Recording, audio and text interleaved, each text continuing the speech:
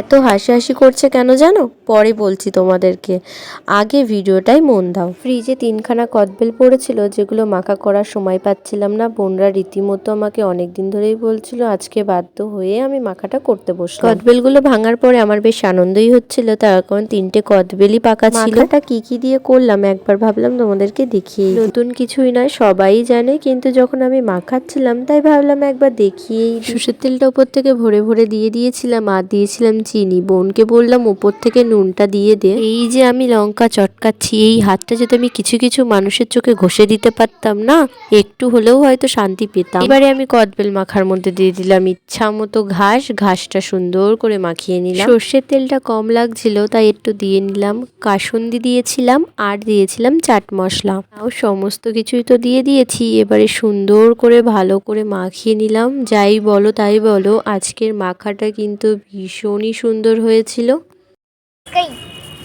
কি বলি? সাবস্ক্রাইব। শুনলে তো হাসাহাসিটা কি কারণে হচ্ছিল? যাই হোক, তোমরা কিন্তু সাবস্ক্রাইব করে দিও। Bye, tata.